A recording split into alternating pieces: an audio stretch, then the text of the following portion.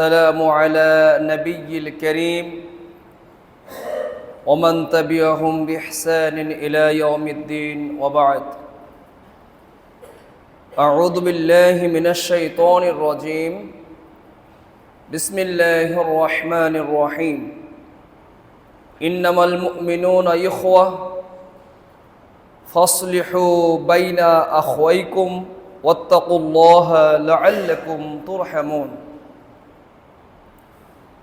وقال تعالى في موضع الآخر فبما رحمة من الله لنت لهم ولو كنت فظا غليظ القلب لانفضوا من حولك فاعف عنهم واستغفر لهم وشاورهم في الأمر فإذا عزمت فتوكل على الله إن الله يحب المتوكلين. আলহামদুলিল্লাহ, প্রশংসা মহান আল্লাহর জন্য, যেই মহান রব আমাদেরকে দুনিয়ার বিভিন্ন ঝামেলাকে ত্যাগ করে আল্লাহর মেহমান সেজে যথা সময়ে জুমার সালাতে অংশগ্রহণের তৌফিক দান করেছেন। সেই মহান প্রতিপালকের নিকটে শুকরিয়া জ্ঞাপন করছি, আলহামদুলিল্লাহ।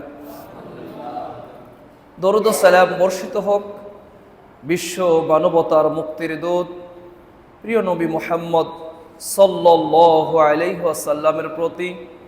আল্লাহুম্মা সাল্লি আলাইহি আল্লাহুম্মা বারিক আলাইহি।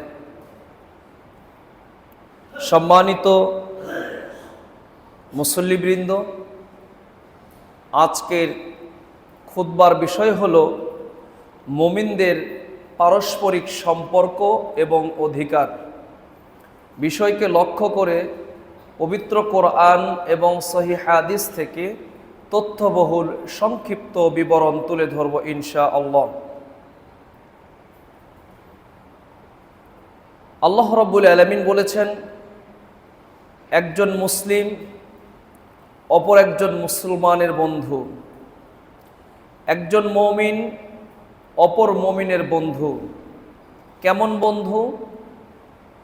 একটা অঙ্গের সাথে একটা অঙ্গের যেমন সম্পর্ক, একটা দেহের অংশের সাথে অপর অংশের যেমন হৃদ্যতা, একজন মুমিনের সাথে অপর একজন মুমিনের সম্পর্কের গভীরতা হবে তেমন। রাসূলুল্লাহ উদাহরণ দিয়ে বলেছেন, তোমার শরীরের কোনো অঙ্গ প্রত্যঙ্গ আঘাতপ্রাপ্ত যদি হয়, এই আঘাতের অনুভূতি সর্বশরীরে ছড়িয়ে পড়ে। কারো যদি হাত কাটা যায় অথবা পা কাটা যায়, শুধু তার পায়েই ব্যথা করে না, এর অনুভব পুরা শরীরে হয়। একজন মুমিন দল মত নির্বিশেষে সর্বোপরি তার পরিচয় হবে উনিও আল্লাহর গোলাম, আমিও আল্লাহর গোলাম। রাজনৈতিক মতপার্থক্য থাকতে পারে, দার্শনিক মতপার্থক্য থাকতে পারে, বংশের ভিন্নতা হতে পারে, অঞ্চলের ভিন্নতা হতে পারে, ভাষার ভিন্নতা হতে পারে, দেশের ভিন্নতা হতে পারে, সংস্কৃতির ভিন্নতা হতে পারে, কিন্তু একজন ব্যক্তি যখন বলবে আমি মুসলিম, তখন সেই মুসলিম পরিচয় দেওয়ার কারণে আমি যদি শ্বেতাঙ্গ হই, সে যদি কৃষ্ণাঙ্গ হয়, আমি যদি আমির হই, সে যদি ফকির হয়, এর কোনো ভেদাভেদ থাকবে না। তার মানে দাঁড়ালো কি? অর্থ, সামাজিক সম্মান, পদ পদবী, ভাষার ভিন্নতা, সংস্কৃতির ভিন্নতা, দেশের ভিন্নতা, অঞ্চলের ভিন্নতা, এটা কাজ করবে না যখন সে পরিচয় দিবে আমি মুসলমান।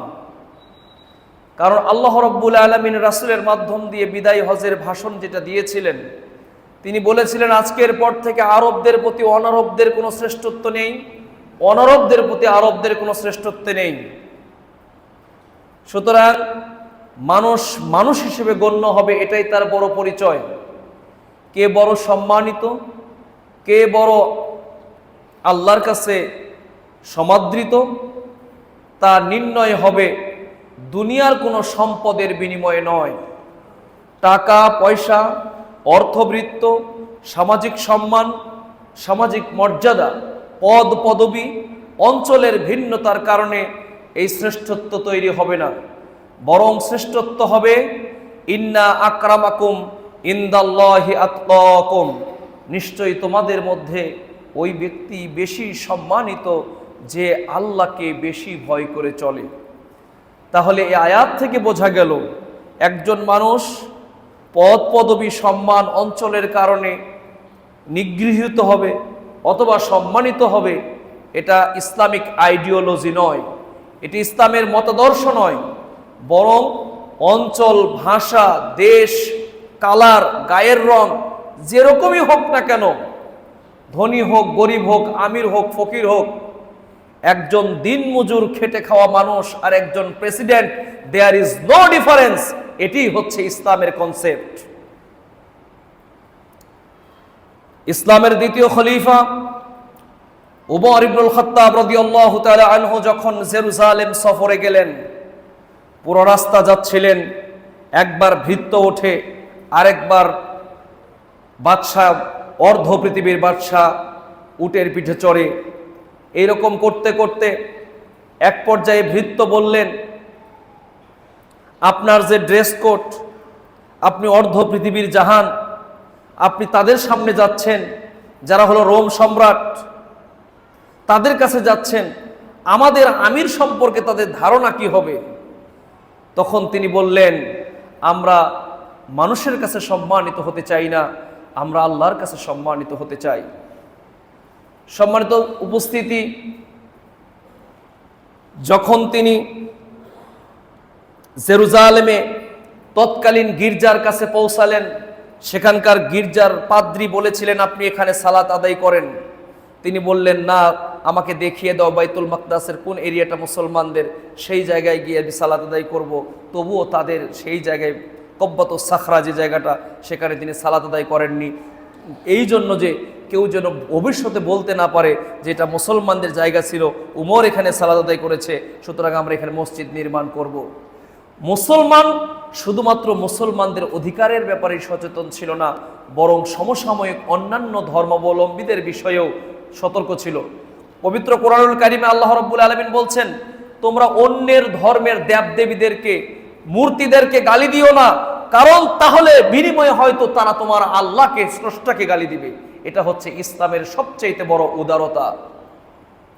সম্মানিত উপস্থিতি, আজকে আক্ষেপ মনে হয়, কষ্ট লাগে, মিল্লাতুন ওয়াহিদাতুন, আমরা একটি জাতি, আমাদের ভাষা এক, সংস্কৃতি এক, আমরা জাতি এক, আমরা মুসলমান।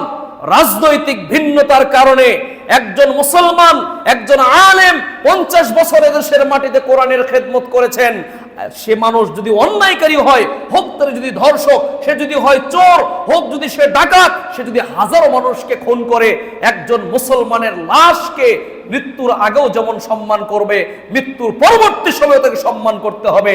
এটাই হচ্ছে ইসলামের আইডিওলজি। যদি ধরে নেই তারা অপরাধী, তাহলে আপনি বলেন আব্দুল্লাহ ইবনে উবাই, সে কি অন্যায় করেনি? তার জানাজা রাসূলুল্লাহ পড়তে যাননি? এত বড় অন্যায় কি এরা করেছে নাকি? সুতরাং একজন মুসলমানের লাশের উপরে আল্লামা দেলোয়ার হোসেন সাইদির মতো একজন মানুষ, যিনি 50 বছর কোরআনের খেদমত করেছেন, তিনি শুধু বাংলাদেশের সম্পদ নন, তিনি পুরা মুসলিম মিল্লাতের সম্পদ। তার রাজনৈতিক মতাদর্শ ভিন্ন হতে পারে, আইডিওলজি ভিন্ন হতে পারে, তার রাজনৈতিক দর্শন ভিন্ন হতে পারে, কিন্তু একজন মৃত ব্যক্তির লাশের উপরে জুতা নিক্ষেপের মতো কর্মসূচি যারা দেয়, এরা পিতৃ পরিচয়হীন অবৈধ সন্তান। এটা কখনো হতে পারে না। মুসলমান হচ্ছে সেই ধর্ম যেখানে অন্য ধর্মের মানুষও যদি মারা যায়, তার লাশটাকেও কখনো অপমান অপদস্থ করে নাই। মুসলমান হলো সেই ধর্ম অন্যের ধর্মের গির্জা জোর করে দখল করে নাই। মুসলমান হলো সেই ধর্ম, রাসূলুল্লাহ বলেছেন, কেউ যদি অন্যায়ভাবে অন্যের সম্পদ দখল করে বা কোনো কিছু জুলুম করে নেয়, কিয়ামতের দিনে আমি মুসলমানের বিপক্ষে গিয়ে সেই লোক যদি মাজলুম হয় তার পক্ষে আমি অবস্থান নিব। নবী মুহাম্মদ রাসূলুল্লাহ সাল্লাল্লাহু আলাইহি ওয়াসাল্লাম। সম্মানিত উপস্থিতি, রাজনৈতিক মতাদর্শের ভিন্নতার কারণে আমাদের বিবেক বুদ্ধি লোভ পেতে পেতে মনে হয় সব কিছু আমরা শয়তানের কাছে বর্গা দিয়েছি। নিজেদের বিবেক বোধ নেই, মূল্যবোধ নেই। নেতার গোলামি আর পা চাটতে চাটতে আমাদের ব্যক্তিত্ব, আমাদের সততা, আমাদের মানবিকতা, আমাদের নৈতিকতা বোধ, আমাদের মোরালিটি সবকিছুকে বিসর্জন দিয়ে কবর দিয়ে দিয়েছি।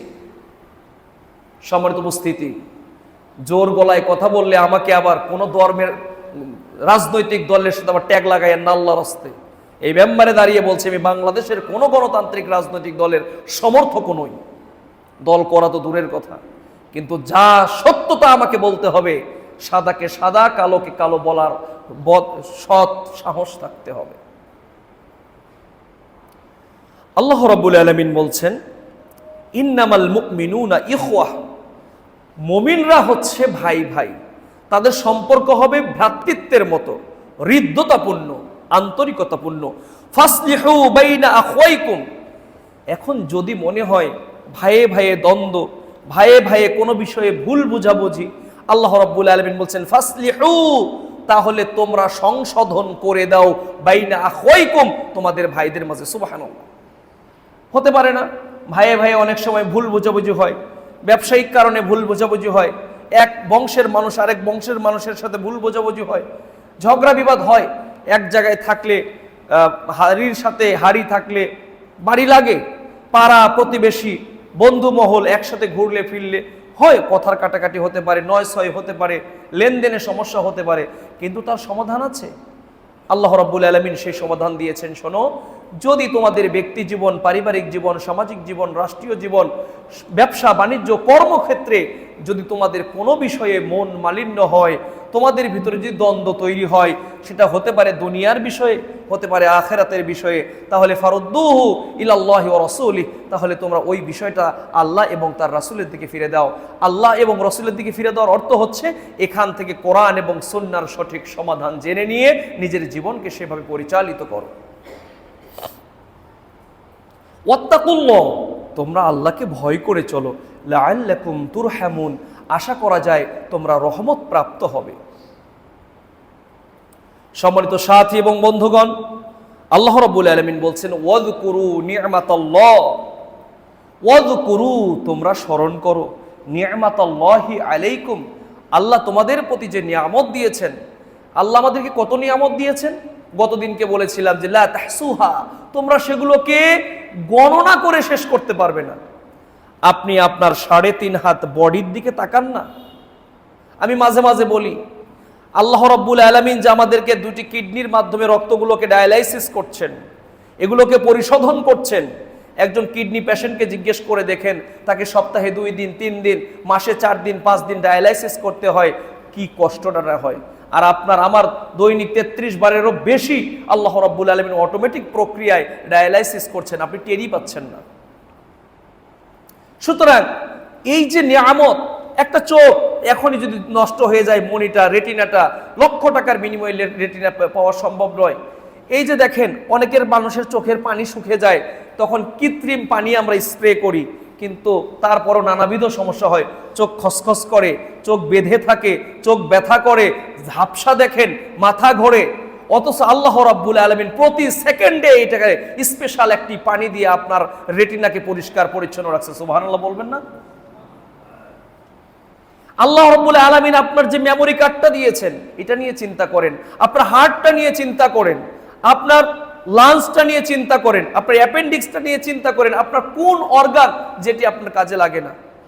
সম্মানিত সাথী এবং বন্ধুগণ, আল্লাহ রাব্বুল আলামিন বলেন ওয়াযকুরু নি'মাতাল্লাহ, ওয়াযকুরু, তোমরা স্মরণ করো, নি'মাতাল্লাহি, আল্লাহর অনুগ্রহকে, আলাইকুম, তোমাদের প্রতি আল্লাহ যা দিয়েছেন।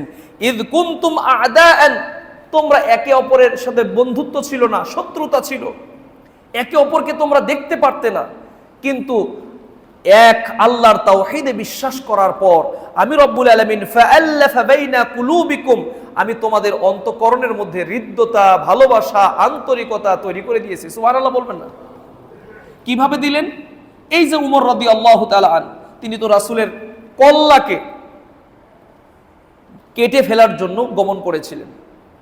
এই খালিদ বিন ওয়ালিদ যখন ইসলামের বিপক্ষে ছিলেন, তখন মুসলমানদের চোখে তিনি ছিলেন যেমন চিরশত্রু, উনিও ওনার চোখেও আমরা মুসলিমরা হচ্ছি সবচেয়ে বড় শত্রু।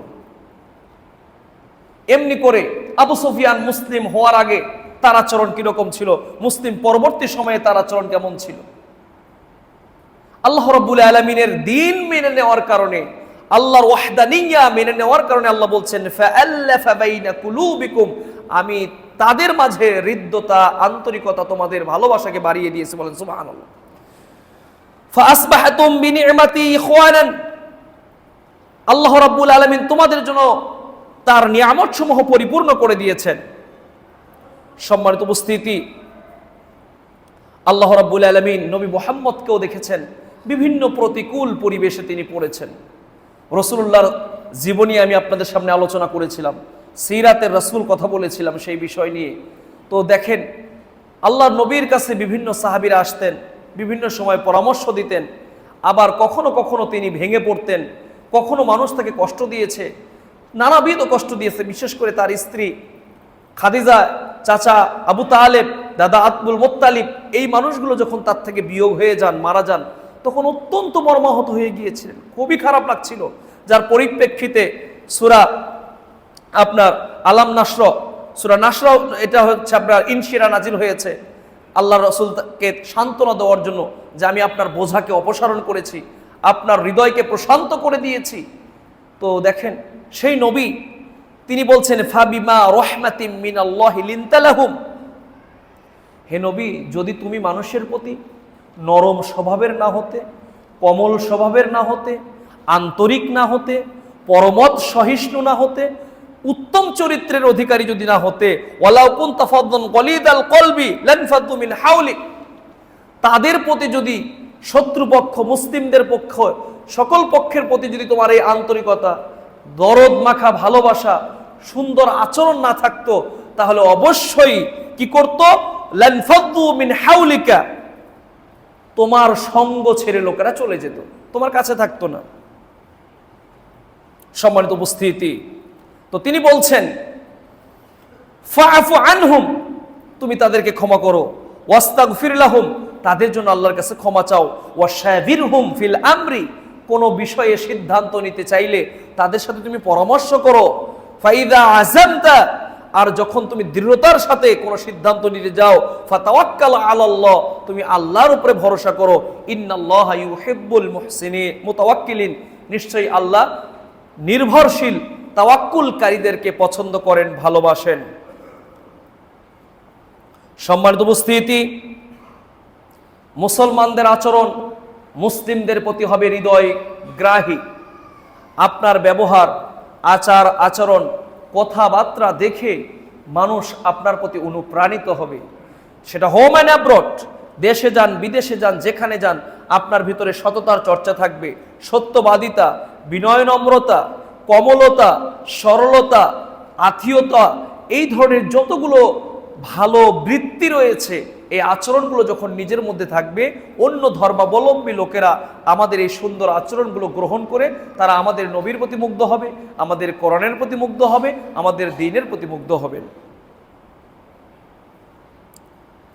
সম্মানিত উপস্থিতি, এই জন্য রাসূলুল্লাহ সাল্লাল্লাহু আলাইহি ওয়াসাল্লাম বলেছেন, আল মুসলিমু আখুল মুসলিম, একজন মুসলমান অপর মুসলমানের জন্য ভাই।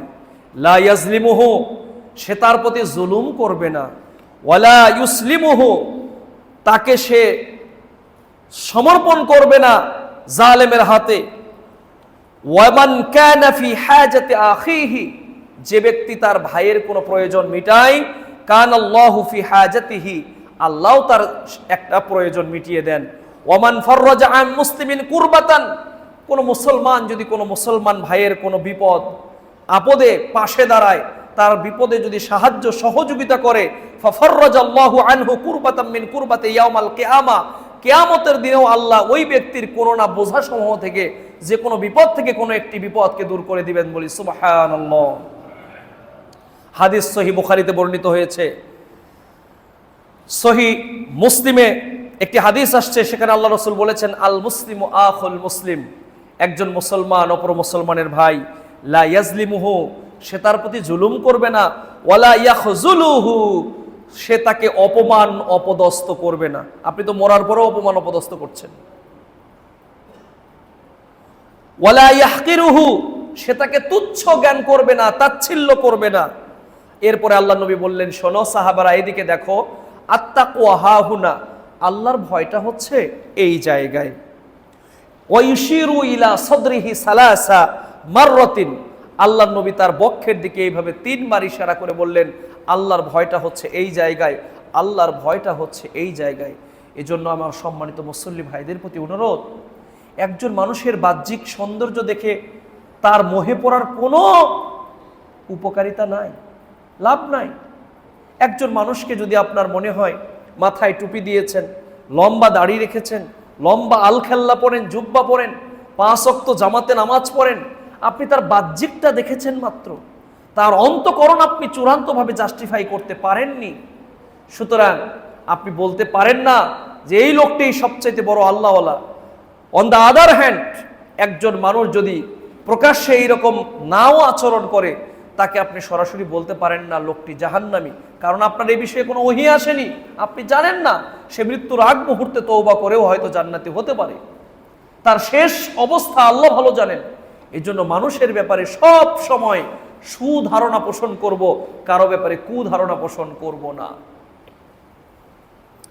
সম্মানিত উপস্থিতি, নু'মান ইবনে বশির থেকে বর্ণিত সহিহ মুসলিমের হাদিস, আল্লাহর নবী বলেছেন, ইয়াকুলু ক্বালা রাসূলুল্লাহ সাল্লাল্লাহু আলাইহি সাল্লাম, তারাল মুমিনিনা ফি তারাহুমিহিম, মুমিনদের সম্পর্ক হবে একে অপরের প্রতি দয়া পরবশতা, ভালোবাসা, ওয়া তাওয়াদ্দিহিম, একে অপরের প্রতি হৃদ্যতা, ওয়া তাআতুফিহিম, একে অপরকে ক্ষমা করে দেওয়া, কা মাসালিল জাসাদি ইজাস্তাশকা গুসওয়াত, যেমন একজন ব্যক্তির একটি দেহের অঙ্গ যখন আঘাতপ্রাপ্ত হয়, তাদাআ লাহু সাইরু জাসাদিহি বিসাইরি ওয়াল হুম্মা, ওই একটা অঙ্গ প্রত্যঙ্গ আঘাতে নষ্ট হওয়ার কারণে অথবা কেটে যাওয়ার কারণে পুরো অঙ্গ প্রত্যঙ্গে জ্বর এসে যায়, পুরো অঙ্গ প্রত্যঙ্গগুলো ব্যথায় ব্যথাতুর হয়, তার সাথে সহমর্মিতা ঘোষণা করে।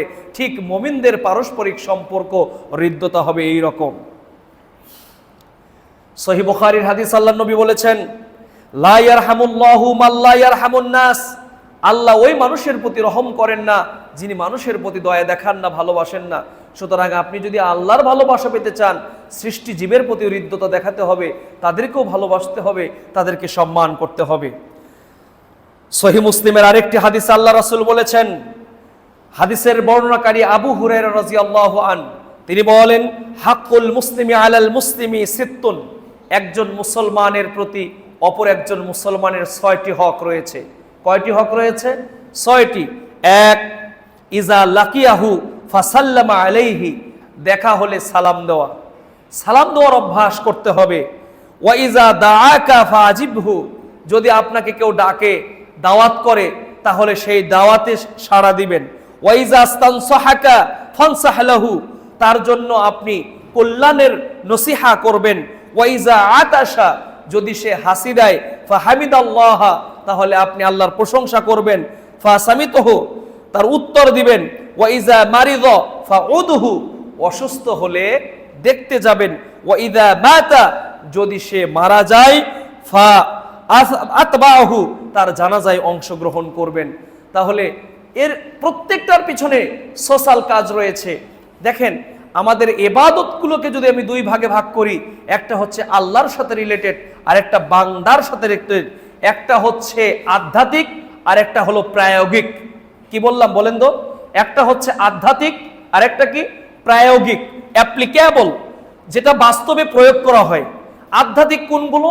আল্লাহর জন্য সালাত আদায় করা, আল্লাহর জন্য সিয়াম পালন করা, আল্লাহর জন্য হজ করা, এগুলো হচ্ছে আধ্যাত্মিক ইবাদত। আল্লাহর জন্য রাতের বেলায় দোয়া করা, কাদা, তাহাজ্জুদের সালাত আদায় করা, এগুলো হচ্ছে আপনার আধ্যাত্মিক ইবাদত। আর প্রায়োগিক বা অ্যাপ্লিকেবল, যেগুলো বাস্তব জীবনে আপনি প্রয়োগ করবেন, সেগুলো কি প্রয়োগমূলক। প্রয়োগমূলক মানে কি? আপনি অসহায়ের পাশে দাঁড়ালেন, আপনি দুস্থ মানুষকে সাহায্য সহযোগিতা করলেন, দিন প্রতিষ্ঠায় আপনি দান সদকা করলেন, আপনি একটা সোশ্যাল ওয়ার্ক যেগুলো রয়েছে, রোগীর সেবা করা, মানুষের জানাজায় অংশগ্রহণ করা, এগুলো হচ্ছে সোশ্যাল ওয়ার্ক, এগুলো হচ্ছে অ্যাপ্লিকেবল বা প্রায়োগিক। সুতরাং কোনো মানুষ যদি শুধু মসজিদে আল্লাহ আল্লাহ করে আর সামাজিক দায় দায়িত্বগুলো পালন না করে, সেও প্রকৃত ইমানদার হবে না। দেখেন কথায় কথা আসে, রাসূলুল্লাহ সাল্লাল্লাহু আলাইহি সাল্লাম কিন্তু আগে জীবনে আধ্যাত্মিক ইবাদত করেন নাই ভাই। রাসূলের জীবনটাই শুরু হয়েছিল এই প্রায়োগিক ইবাদতের মাধ্যমে, অর্থাৎ মানুষের ভালোবাসা অর্জন করার জন্য। দেখেন কিভাবে রাসূলুল্লাহ যখন নবুয়ত পাননি, একেবারে ছোট্ট মানুষ, 12-14 বছরের বয়স, সেই সময়ে তিনি হিলফুল ফুজুল গঠন করেছিলেন, যেটা ছিল কি সামাজিক সংগঠন। এই সংগঠনের উদ্দেশ্য কি ছিল?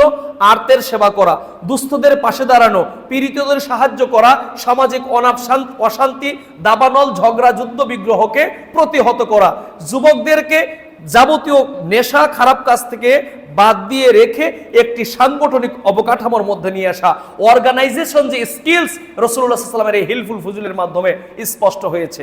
এবার দেখেন রাসূলুল্লাহ সাল্লাল্লাহু আলাইহি ওয়াসাল্লাম যখন নবুয়ত লাভই করেন নাই, তখনও তার মধ্যে সততা, বিনয়, নম্রতা, ভদ্রতা, লজ্জাবোধ, নিরহংকার ইত্যাদি মানবিক গুণাবলীগুলো তার ভিতরে সন্নিবেশ ঘটেছিল। তার প্রমাণ সেই জাহিলি যুগের লোকেরা তাকে আস-সাদিক আল আমিন বলেছে। দেখেন উমাইয়া ইবনে খালফের সময় যখন বাইতুল্লাহ আপনার ওই হাজরে আসওয়াদ প্রতিস্থাপন করবে নিয়ে বিশাল ঝগড়া শুরু হয়ে গেল নেতৃবৃন্দের মধ্যে, কে এর কৃতিত্ব নিবে, কে নিজ হাতে গিয়ে সেই জায়গায় হাজরে আসওয়াদকে প্রতিস্থাপন করবে। তো তিনি প্রস্তাব দিলেন, প্রবীণতম ব্যক্তি উমাইয়া, তিনি বললেন যে শোনো, আগামীকাল সকালবেলা সর্বপ্রথম যে ব্যক্তি কাবার অভ্যন্তরে প্রবেশ করবে, তাকে আমরা সালিশ মানবো বা বিচারক মেনে নিব। পরের দিন সকালবেলা আল্লাহর পরিকল্পনা অনুযায়ী মুহাম্মদ রাসূলুল্লাহ সাল্লাল্লাহু আলাইহি সাল্লাম তখনও নবুয়ত প্রাপ্ত হন নাই, তিনি চলে আসলেন, হাজরে আসওয়াদ প্রতিস্থাপন করবেন। তখন তিনি বললেন, ঠিক আছে, তোমরা চাদর নিয়ে আসো। একটা চাদর সবাই চারিদিকে ধরল, নেতৃস্থানীয় ব্যক্তিরা। আল্লাহ রাসূল নিজ হাতে হাজরে আসওয়াদকে সেই চাদরে রাখলেন, আবার তারা নিয়ে গেল, এরপরে নিজ হাতে সেখানে তিনি প্রতিস্থাপন করলেন। দেখেন নবুয়ত প্রাপ্ত যখন হলেন 40 বছর বয়স রাসূলুল্লাহ সাল্লাল্লাহু আলাইহি সাল্লামের, তখন এসে যখন গায়ে জ্বর এসে গেছে, খাদিজাকে এসে বলছেন, খাদিজা আমাকে একটা চাদর দাও, আমাকে একটু চাদর দিয়ে ঢেকে দাও, জাম্বিলুনি, আমার গায়ে জ্বর এসেছে। দেখেন তখনও কিন্তু তিনি সালাত আদায় করেন নাই, কিছুই করেন। তখনও নামাজ কি ফরজ হয়েছে? তখনও ইসরা হয়নি, কিছুই হয়নি। দেখেন খাদিজা রাদিয়াল্লাহু আনহা আল্লাহ নবীকে লক্ষ্য করে বলছেন, কাল্লা লা ইউখজি আল্লাহু আবাদান, কখনোই আল্লাহ আপনাকে অপমানিত করবেন না, কখনোই আল্লাহ আপনাকে লজ্জিত করবেন না। কারণ তিনি বলছেন, আপনি অসহায়কে সাহায্য করেন, আপনি অক্ষম ব্যক্তির বোঝা বহন করেন, আপনি আত্তাসিলার রহিমা, আত্মীয়তার সম্পর্ককে রক্ষা করে চলেন। বলেন তো এগুলোর মধ্যে কি কোনোটা আধ্যাত্মিক ইবাদত আছে? সবগুলো কি সোশ্যাল ওয়ার্ক, সবগুলো কি প্রায়োগিক, সামাজিক, মানবিক নৈতিকতাবোধ এবং মানবিক মূল্যবোধ। সুতরাং একজন মানুষ শুধুমাত্র যদি বলে আমি বাইতুল্লাহর কাবা ঘরের গিলাফ ধরে নিজের জীবনকে কাটিয়ে দিব, সারা জীবন আমি মসজিদেই শুধু আল্লাহ আল্লাহ করব, আমি সোশ্যাল সামাজিক কোনো দায়িত্ব পালন করব না, বিশ্বাস করেন আল্লাহর আপনার কর্তৃত্ব, আল্লাহর ও সন্তুষ্টি এর মাধ্যমে অর্জিত হবে না। দলিল আমি দিচ্ছি, দেখেন আল্লাহ রাব্বুল আলামিন বলছেন যে দেখো, লাইসাল বিররা আন তুওয়াল্লু উজুহাকুম কিবালাল মাশরিক ওয়াল মাগরিব, শুধু পূর্ব এবং পশ্চিমে মাথা ঘুরানোতে বরং পুণ্য নাই, বরং পুণ্য আছে। পরে পরে আল্লাহ বলছেন যে মান আমানা বিল্লাহি ওয়া রাসূলিহি, যে ব্যক্তি আল্লাহর প্রতি ঈমান আনে, তার রাসূলের প্রতি ঈমান আনে, অসহায়কে খাবার দেয়, দুস্থদের পাশে দাঁড়ায়, তারপরে হচ্ছে বন্দীদেরকে ছেড়ে দেয়, তারপরে হচ্ছে আপনার অবনিস সাবিল, আপনার পথিককে তার ব্যবস্থাপনা করে দেয়, তারপরে হচ্ছে উলাইকা হুমুস সাদিকুন, তারা হচ্ছে সত্যাশ্রিত, তারা হলো সত্যবাদী, ও উলাইকা হুমুল মুফলিহুন, তারাই হলো সফলকাম। তাহলে আধ্যাত্মিক ইবাদতের পাশাপাশি সোশ্যাল ওয়ার্কগুলো করতে হবে, পারস্পরিক মুআলাকার মাধ্যমে আল্লাহর সন্তুষ্টি অর্জন করা যাবে, নচেত সম্ভব নয়। এটা শুধু মুহাম্মদ সাল্লাল্লাহু আলাইহি ওয়াসাল্লামের সিলসিলা নয়, বাবা আদম থেকে শুরু করে মুহাম্মদ পর্যন্ত নবুয়তের যে ক্রমধারা ছিল, যত নবী রাসূল এই পৃথিবীতে এসেছিলেন প্রত্যেকেই আধ্যাত্মিক ইবাদত করেছেন, তার চেয়ে বেশি করেছেন সোশ্যাল ওয়ার্ক, সামাজিক।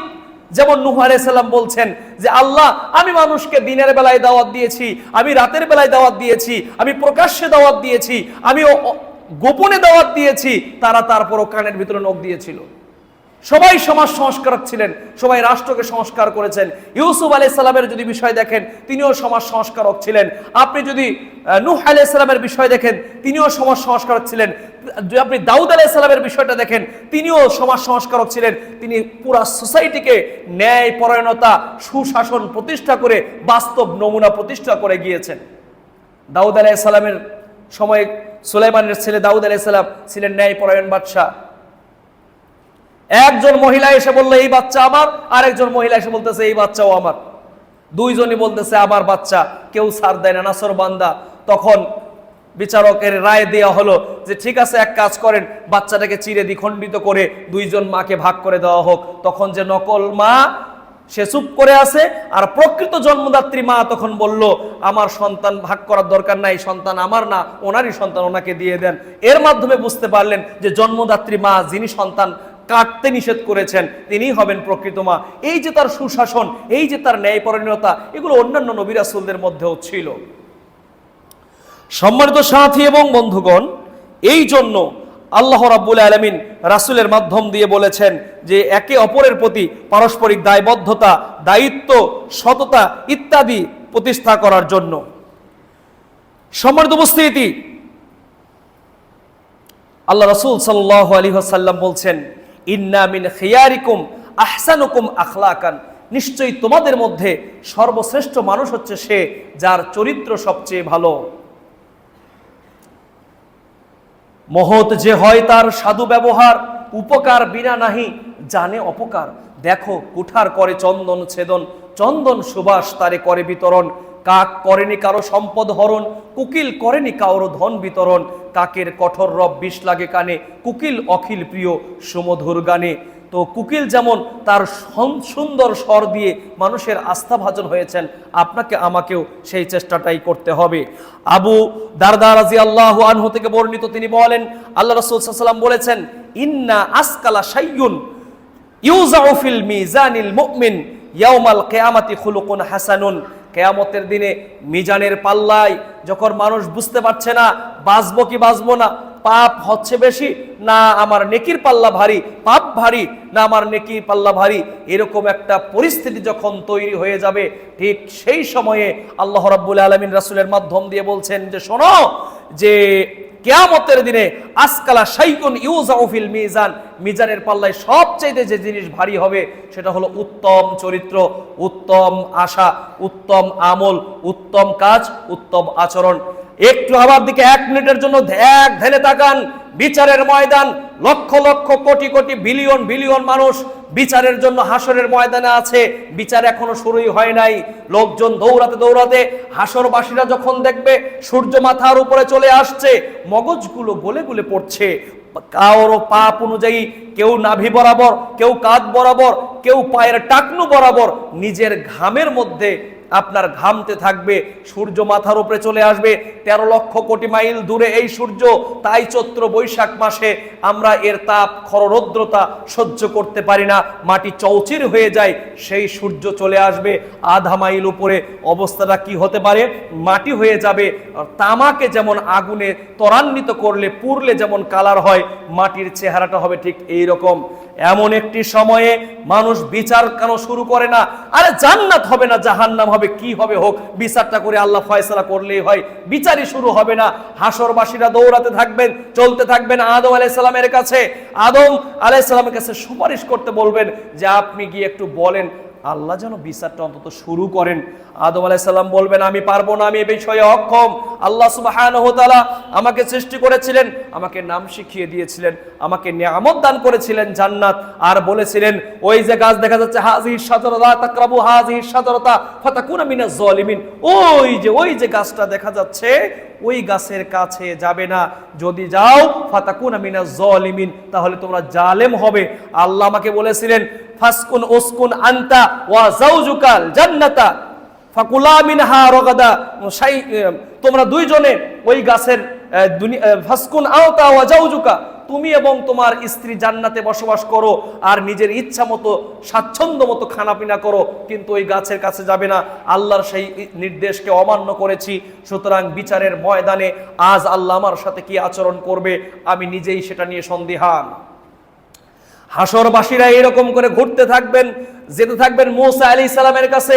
মূসা আলাইহিস সালাম বলবে আমি তো পারবই না, কারণ আমি একজন ইসরায়েলিকে চর মেরেছিলাম, সে ঘটনাক্রমে মারা গিয়েছিল, সুতরাং বিচারের কাঠগড়ায় আল্লাহ আজকে আমার সাথে কি ধরনের ব্যবহার করবে আমি এটা জানি না, আমি এটা নিয়ে পেরেশানিতে আছি।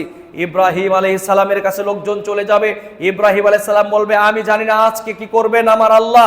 আমার বাবা মূর্তি পূজকের ছিলেন, তিনি মূর্তি পূজা করেছেন, আর আমিও বিশেষ কৌশলের কারণে মিথ্যায় আশ্রয় নিয়েছিলাম, সুতরাং আজকের বিচারের কাঠগড়ায় আল্লাহ আমার সাথে কি আচরণ করবে আমি নিজেও সন্দিহান আছি, আমি পারবো না, তোমরা চলে যাও অন্য কারো কাছে।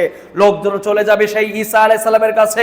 ঈসা আলাইহিস সালাম বলবে আমি তো আরো পারবো না, কারণ পুরা খ্রিস্টান বিশ্ব আমার মাকে বানিয়েছেন আল্লাহর স্ত্রী, আমাকে বানিয়েছেন আল্লাহর স্রষ্টা।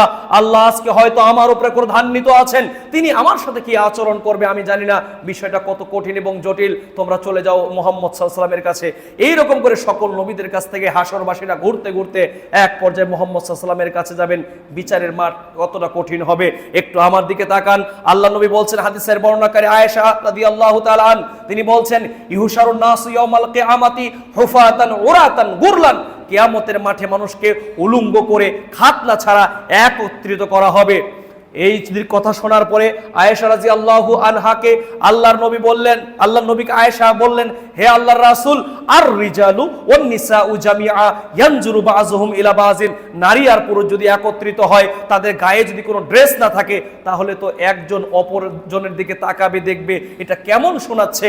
আল্লাহর নবী শুনে বললেন, শোনো আয়েশা, শুনে রাখো, আল আমরু আশাদ্দু মিন যালিকা আই ইয়ানজুরু বাযুহুম ইলা বাযিন, ঘটনা বিচারের ময়দানে এর চেয়েও কঠিন হবে। আমার পাশের জন নারী না পুরুষ এটা দেখার মতো টেন্ডেন্সি থাকবে না। 2013 সালে যখন রানা প্লাজা ধস হলো, আমাদের প্রায় 11 শতাধিক শ্রমিক যখন মারা গেল, ভিডিওতে দেখেছেন, স্বচক্ষে অনেকে দেখেছেন, বাঁচার মানুষের আর্তনাদ, কে কাকে বাঁচায়, নিজে বাঁচলে বাপের নাম, তখন আসলে অন্যকে বাঁচানোর মতো টেন্ডেন্সি ছিল না। তাহলে দুনিয়াতে সামান্য যদি ধ্বংসস্তূপে এই অবস্থা হয়, সুনামি হয়েছিল ইন্দোনেশিয়াতে এবং আপনার নেপালে কিছুদিন আগে যেটা আপনার টর্নেডো হলো, এছাড়া বিভিন্ন দেশে ভূমিকম্পগুলো যে হচ্ছে, এই দুনিয়ার সাময়িক ভূমিকম্পনের কম্পনতা যদি, তীব্রতা এবং ক্ষিপ্রতা যদি এত বেশি হয়, তাহলে আল্লাহর সেই ধরা কত বড় কঠিন হবে এটা সহজেই অনুমেয়। সম্মানিত সাথী এবং বন্ধুগণ, আল্লাহ রাসূল সাল্লাল্লাহু আলাইহি সাল্লাম সেই কথা বলছেন, কিয়ামতের মাঠে বিচারের ময়দানে ওই ব্যক্তির আমলনামা সবচাইতে ভারী হবে যার চরিত্র হচ্ছে সবচেয়ে সুন্দর। আল্লাহ রাসূল সাল্লাল্লাহু আলাইহি সাল্লাম বলেছেন, শোনো, খুলুকুন হাসানুন, যার চরিত্র ভালো, ওয়া আইয়ুবগিজাল ফাহিশাল বাগী, আর জেনে রাখো যারা পাপিষ্ঠ, যারা দুশ্চরিত্রবান, তারা কখনোই জান্নাতে যাবে না। আল্লাহ নবী আরো বলেন, ওয়া ইন্না সাহিবাল হুসনিল খুলুকি লিয়াবলুগা বিহি দারাজাতান সাহিবা সাওমি ওয়াস সালাহ, একজন সচ্চরিত্রবান ব্যক্তির সম্মান এবং মর্যাদা ক্রমাগতভাবে একজন মানুষ যে রাত জেগে জেগে ইবাদত করে, দিন জেগে জেগে যে ব্যক্তি সিয়াম পালন করে, এমন সমপর্যায়ের মর্যাদা আল্লাহ রাব্বুল আলামিন তার আমলনামায় লিখে দেন। সম্মানিত উপস্থিতি, আয়েশা রাদিয়াল্লাহু আনহা বলেন, হাদিস সহিহ মুসলিমের, আল্লাহ নবী বলছেন যে ইন্নাল্লাহা তাআলা রফিকুন, নিশ্চয়ই আল্লাহ হচ্ছেন দয়াশীল, ইউহিব্বুর রিফকা, তিনি দয়া করাকে পছন্দ করেন, ওয়ায়ুতি আলা রিফকি, আর যার মনের ভিতরে দয়া মায়া ভালোবাসা থাকে আল্লাহ তাকে এই হৃদ্যতা আন্তরিকতা দান করেন। মা লা ইউতি আলাল উনুফ, যা আল্লাহ অন্য কাউকে দেন না, ওমা লা ইউতি আলা মা সিওয়াহু, তার সমপর্যায়ের আর কাউকে এটা দেওয়া হয় না। সম্মানিত উপস্থিতি, জারির রাদিয়াল্লাহু আনহু থেকে বর্ণিত, তিনি বলেন, আল্লাহ নবী বলেছেন, মাই ইউহরিমার রিফকা, যাকে আল্লাহ হৃদ্যতা দেননি, কমলতা যাকে দেন নাই, ইউহরিমাল খয়রা, তাকে আল্লাহ সমদয় অকল্যাণ দান করেছেন, অর্থাৎ তাকে আল্লাহ কোনো কল্যাণই দেন নাই। যার ভিতরে নরম দিল নাই, যার অন্তঃকরণ নরম না, আল্লাহ বলছেন তাকে সব কল্যাণ থেকেই বঞ্চিত করা হয়েছে। আয়েশা রাদিয়াল্লাহু আনহা বলেন, মান উতিয়া হাজ্জাহু মিনার রিফকি, আল্লাহ রাব্বুল আলামিন যাকে সামান্যতম হলো দয়া, মায়া, হৃদ্যতা, কমলতা, ভালো আচরণ শিখিয়েছেন, দান করেছেন, হরিমা হাজ্জাহু মিন খায়রিদ দুনিয়া ওয়াল আখিরাহ, আর আল্লাহ যাকে দিয়েছেন অল্প কিছু যদি দিয়ে থাকেন হৃদ্যতা, আন্তরিকতা, সে যেন দুনিয়ার সব কিছু পেল। আর যদি আল্লাহ কারো অন্তরে হৃদ্যতা, আন্তরিকতা না দেয়, তাহলে সে দুনিয়ার সকল কল্যাণের অংশ থেকে বঞ্চিত হলো। এই জন্য আল্লাহ রাসূল সাল্লাল্লাহু আলাইহি ওয়াসাল্লাম বলেছেন, উরফিই ফা ইন্না রিফকা, উরফিই, তোমরা মানুষের প্রতি দয়া করো, নরম আচরণ করো, কারণ ফা ইন্না রিফকা লাম ইয়াকুন ফি শাইইন কত্তুন ইল্লা জানাহু, সরলতা, কমলতা, বিনয়, নম্রতা, এর মাধ্যমে শুধু চরিত্রকেই সৌন্দর্য বর্ধন করা যায়। এর মাধ্যমে আল্লাহ শুধু বান্দার ইজ্জত, আব্রু, সম্মানকে বাড়িয়ে দেন। ওয়ালা তুজিআ মিন শাইইন কত্তুন ইল্লা শানাহু, আর যদি এটার ব্যত্যয় ঘটে তাহলে আল্লাহ তার ইজ্জত, সম্মান সবকিছুই কমিয়ে দেন। পূর্ণ মুমিন যদি হতে চান, আকমালুল মুমিনিনা ঈমানান আহসানুহুম খুলুকান, আবু দাউদের হাদিস, আল্লাহ নবী বলেছেন পূর্ণ মুমিনের লক্ষণ হচ্ছে এইটা, যার ভিতরে সুন্দর আচার আচরণ রয়েছে, যার চরিত্র ভালো, সে হলো পূর্ণ মুমিন। একজন মুমিন বান্দা কখনোই মানুষকে গালি দিতে পারে না। একজন মুমিন বান্দা কখনো মানুষকে তুচ্ছ তাচ্ছিল্য করতে পারে না। সম্মানিত উপস্থিতি, আমাদের হাতে একেবারে সময় নেই, শুধু সংক্ষেপে বলতে চাই যে আল্লাহ নবী সাল্লাল্লাহু আলাইহি ওয়াসাল্লাম বলেছেন যে ওয়ালা তাস্তাবিল হাসনাতু ওয়ালা সাইয়্যাতু ইদফা বিল্লাতী হিয়া আহসান ফাইদাল্লাযী বাইনাকা ওয়া বাইনাহু আদাওয়াতুন কাআন্নাহু ওয়ালিয়্যুন হামীম। শোনেন, কেউ যদি ছোট্টবেলায় আমরা শুনতাম, কেউ যদি তোকে শালা বলে তাকে দুই দুলাভাই বলিস, এটা আমাদের বগুড়ার একটা আঞ্চলিক ভাষা, প্রবাদ। আল্লাহ এটা বলছেন কোরআনে যে ভালো এবং মন্দ দুটা কখনো সমান হতে পারে না। ইদফা বিল্লাতী হিয়া আহসান, মন্দটাকে প্রতিহত করো ভালো দিয়ে। কেউ যদি আপনাকে, যদিও আমাদের বলা হয় টিট ফর ট্যাট, ইটমাল খাইলে পাটকেল মারো বা পাটকেল খেতে হয়, এটা ভুল কথা। বরং কেউ যদি আপনার প্রতি অবিচার করেন, আপনার প্রতি বেইনসাফ করেন, আপনার সাথে যদি আপনার মানহানিমূলক কোনো কাজ করেন, আপনি তার উল্টাটা করেন, টুডে অর টুমোরো, সে আপনার কাছে লজ্জিত হয়ে ফিরে আসবে এবং দিন শেষে আপনি হবেন বিজয়ী। সম্মানিত উপস্থিতি, আল্লাহ বলছেন সেই কথাই, শোনো, তুমি যদি ভালো ব্যবহার করো খারাপের বিনিময়ে, তোমাকে যে লজ্জিত করেছে তাকে তুমি সম্মানিত করো, তাহলে ফাইদাল্লাযী বাইনাকা ওয়া বাইনাহু আদাওয়া, তাহলে তোমার মাঝে এবং তার মাঝে যে শত্রুতা ছিল, আল্লাহ রাব্বুল আলামিন এই শত্রুতাটাকে বন্ধুত্বে রূপান্তরিত করে দিবেন। বলি সুবহানাল্লাহ। সম্মানিত উপস্থিতি, এই জন্য আল্লাহ রাব্বুল আলামিন বলছেন আল্লাযীনা ইউনফিকুনা ফিস সাররাই ওয়াদ দাররা, যারা তাদের প্রাণপ্রিয় সম্পদ আল্লাহর রাস্তায় ব্যয় করে খুশিতে, সচ্ছল অবস্থায়, অসচ্ছল অবস্থায়, ওয়াল কাযিমিনাল গায়জ, রাগে যখন সংবরণ করে, ক্রোধকে যখন সংবরণ করে, ওয়াল আফিনা আনিন নাস, মানুষদেরকে ক্ষমা করে, আল্লাহু ইউহিব্বুল মুহসিনিন, নিশ্চয়ই আল্লাহ মুহসিনদেরকে পছন্দ করেন। আল্লাহ রাসূল সাল্লাল্লাহু আলাইহি সাল্লাম এই জন্য ভালো ব্যবহার করতে বলেছেন। সূরা আল আরাফের 199 নম্বর আয়াতে আল্লাহ বলছেন খুযিল আফওয়া, তুমি ভালো ক্ষমাশীলতা, হৃদ্যতা, এটাকে গ্রহণ করো। ওয়ামুর বিল উরফি, মানুষকে ভালো কাজের আদেশ করো। ওয়া আরিজ আনিল জাহিলিন, মূর্খদেরকে এড়িয়ে চলো। সম্মানিত উপস্থিতি, আজকের বক্তব্যের একেবারে শেষ হাদিস, আল্লাহ রাসূল সাল্লাল্লাহু আলাইহি ওয়াসাল্লামকে প্রশ্ন করলেন একজন সাহাবী, হাদিসের বর্ণনাকারী হচ্ছেন আব্দুল্লাহ ইবনে আমর।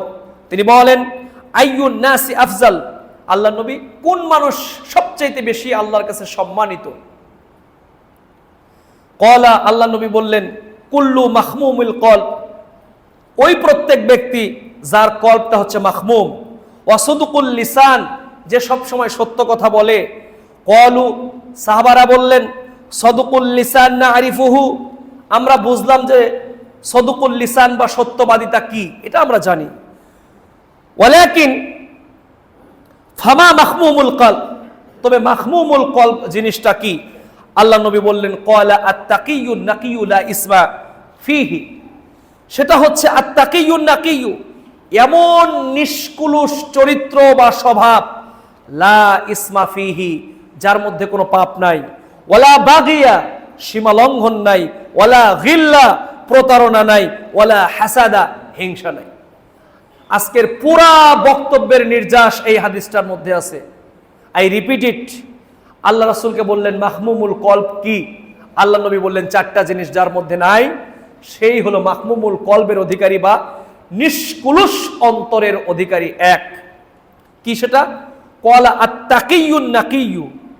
আত-তাকিয়্যু মানে ভয় করে চলা, বেঁচে থাকা। আর নাকিয়্যু নিষ্কুলুষ ভাবে পাপ থেকে। লা ইসমা ফিহি, যার মধ্যে কোনো পাপ নাই। এক, ওয়ালা বাগিয়া, যার মধ্যে কোনো সীমালঙ্ঘন নাই, ওয়ালা গিল্লা, যার মধ্যে কোনো প্রতারণা নাই, ওয়ালা হাসাদা, যার মধ্যে কোনো হিংসা নাই। তাহলে হিংসা, সীমালঙ্ঘন, প্রতারণা, পাপ কাজ, এই চারটা কাজ যদি আমরা ছেড়ে চলতে পারি, আল্লাহ রাব্বুল আলামিন আমাদের দুনিয়াতে এবং আখিরাতে সম্মানিত করবেন। সম্মানিত সাথী এবং বন্ধুগণ, সর্বশেষ কাজী নজরুলের একটি কথা দিয়েই শেষ করতে চাই। নহে আশরাফ, যার শুধু আছে বংশ পরিচয়, সেই আশরাফ জীবন যাহার পুণ্য কর্মময়। কবি বলেছিলেন এমন জীবন করিবে গঠন, মরিলে হাসিবে তুমি, কাঁদিবে ভুবন। যদি আজকে আমরা আমাদের আচার আচরণ, কথাবার্তা, মুআনাকা এর আলোকে গড়তে পারি, তাহলে দুনিয়া এবং আখিরাতে আমরা সম্মানিত হব এবং সম্মানিত করবেন মহান আল্লাহ রাব্বুল আলামিন। আর যদি সেটা করতে ব্যত্যয় হয়, তাহলে ব্যক্তি, সমাজ এবং রাষ্ট্রে অস্থিতিশীলতা, অস্থিরতা, বিশৃঙ্খলা তৈরি হবে। আল্লাহ রাব্বুল আলামিন আমাদের সবাইকে রাজনৈতিক মতাদর্শের ঊর্ধ্বে উঠে ঐক্যবদ্ধভাবে, সমাজের সম্মিলিতভাবে, সাদা কালো, ধনী গরিব, উঁচু নিচু, আমির ফকির, সরকারি বিরোধী দল, যে যে দলের মতদর্শের হই না কেন, আমাদের ঐক্যের প্ল্যাটফর্ম হচ্ছে একটা, যেটি রাসূলুল্লাহ বলে গিয়েছিলেন তখনকার সময়, তাআলাউ ইলা কালিমাতিন সাওয়াআম বাইনানা ওয়া বাইনাকুম, এসো ওই কালিমার দিকে যা তোমাদের এবং আমাদের মাঝে এক। সুতরাং আমাদের রাসূল এক, কোরআন এক, সুন্নাহ এক, দিন এক, জীবন ব্যবস্থা এক, তাহলে আমাদের এত বিভেদ কেন? তাই আসুন, ওয়া'তাসিমু বিহাবলিল্লাহি জামিআও ওয়ালা তাফাররাকু, আসেন আল্লাহর দেওয়া রজ্জুকে ঐক্যবদ্ধভাবে হৃদয়ে ধারণ করি, ব্যক্তি, সমাজ এবং রাষ্ট্রকে এর আলোকে পরিচালিত করি। এই আশা এবং আকাঙ্ক্ষা ব্যক্ত করে আপনাদের আগামীর দিনকে আরো সুন্দর এবং সমৃদ্ধশালী এবং আজকের আলোচনার আলোকে আমাদের জীবন গঠনের তাগিদ দিয়ে আজকের বক্তব্য এখানে শেষ করছি। ওমা আলাইনা ইল্লাল বালাগ। আকুলু কওলি হাযা আস্তাগফিরুল্লাহ লাকুম ওয়া লিসা